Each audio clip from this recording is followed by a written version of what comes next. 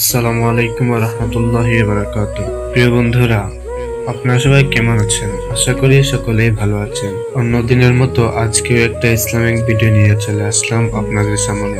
ভিডিওটি হলো গুহাবন্দি 3 যুবক।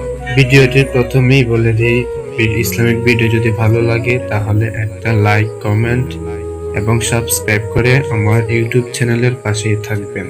তাহলে চলুন ভিডিওটি শুরু করা যাক। আমাদের প্রিয় নবী হযরত মুহাম্মদ সাল্লাল্লাহু আলাইহি সাল্লাম বলেছেন, একবার 3 জন যুবক পথ দিয়ে যাচ্ছিল। হঠাৎ বৃষ্টি শুরু হলে তারা একটি পাহাড়ের গুহায় আশ্রয় নিল। হঠাৎ পাহাড় থেকে এক খণ্ড পাথর পড়ে তাদের গুহার মুখ বন্ধ হয়ে যায়।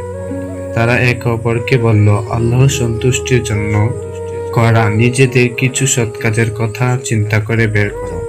তার উসিলা করে আল্লাহর কাছে দোয়া করা হলে হয়তো আল্লাহ তোমাদের উপর হতে পাথরটি সরিয়ে দেবেন।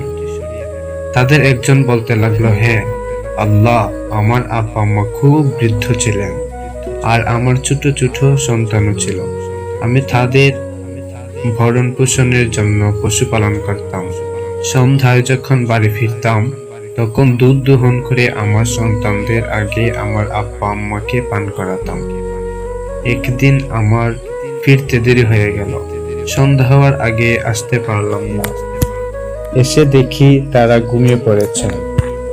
তখন আমি দুধ দোহন করলাম প্রতিদিন যেমন করি।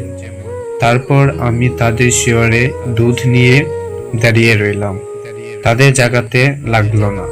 আবার তাদের আগে আমার বাচ্চাদের দুধ খাওয়ানো সঙ্গত মনে হলো না। বাচ্চারা অবশ্য দুধের জন্য আমার পায়ের কাছে পড়ে কান্নাকাটি করছিল। এভাবে বুড় হয়ে গেল। হে আল্লাহ, আপনি জানেন আমি যদি শুধু আপনার সন্তুষ্টির জন্যই এই কাজটি করে থাকি তাহলে আপনি আমাদের সামনে থেকে পাথরটা খানিক সরিয়ে দিন যাতে আমরা আসমানটা দেখতে পাই। তখন আল্লাহ পাথরকে সামান্য সরিয়ে দিলেন, তাতে তারা আসমান দেখতে পেল। এই হলো প্রথম পর্ব।